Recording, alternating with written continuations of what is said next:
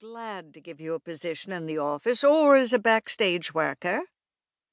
It was a tempting offer, but Carolyn still hesitated. Mr. Buchanan, a quiet young man with a crew cut and dark glasses, had already settled in the cottage and was beginning to prepare for the 8-week season at the theatre in the village town hall. She'd met him walking along the cliffs, and her first impression was that he was strangely aloof. She couldn't imagine that it would be any easier to work for him than for Nicholas Freeze.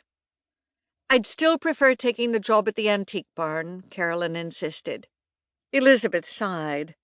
"Oh, you can be stubborn when you like, can't you? I'd say working in the theatre would be much more fun, especially since Mr. Buchanan knows that Barnabas has worked on the stage in London and has asked me to speak to him about appearing in some of the plays.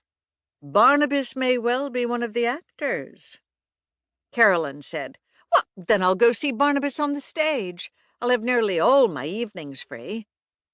Elizabeth looked resigned. "Very well, I'll speak to Nicholas Freeze if you're not going to consider any other job offers, but I predict both you and his daughter will soon sicken of the work." In a way, this proved to be true, though Carolyn did find a certain fascination in the world of antiques. She went to work in the shop a week before Hazel arrived, in time to prepare for the July 4th rush of tourists.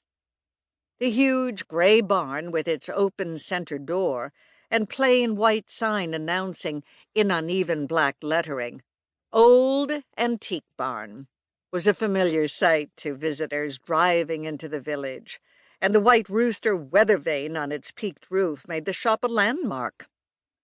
The weather-beaten white house, in which Nicholas Freeze and his alcoholic assistant Tom Buzzell lived, was situated in front of the barn and closer to the road. There was a wide roadway to the barn, gravelled but unpaved, and plenty of parking space on the grass in front of the gray building. The barn was crowded with antiques of all kinds, ranging from 10-cent items such as pieces of broken colored glass of another era, to fine mahogany chests and tables worth thousands of dollars.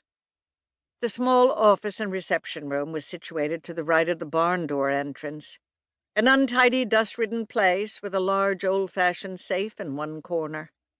This was said to be the only true antique personally owned by Nicholas Freeze, who preferred to sell his vintage pieces and had a fine disdain for collectors as a group. The second-floor gallery was reached by open wooden steps and was filled with everything from four-poster rope beds to shaker rockers and brass inkwells.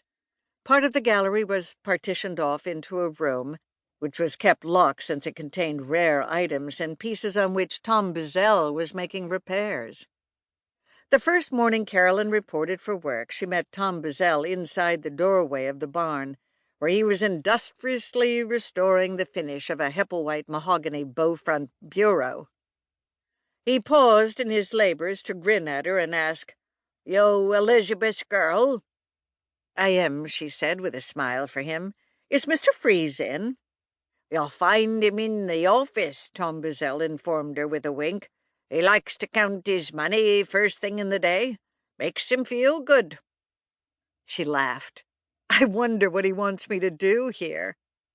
Tom, an emaciated, hollow-eyed man in shabby work clothes, gave the top of the bureau a furtive dab with his polishing rag. "Near as I can find out, he wants you and his daughter to greet customers and show them around. When it comes to any important sales, it'll take over.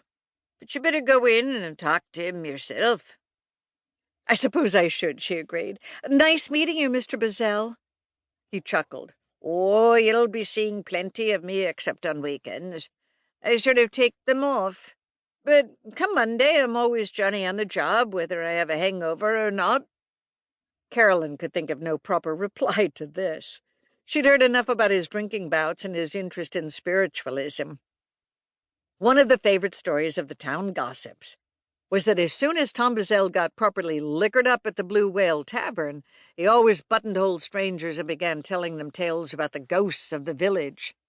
When he was drinking, Tom was a firm believer in the supernatural, but when he sobered up...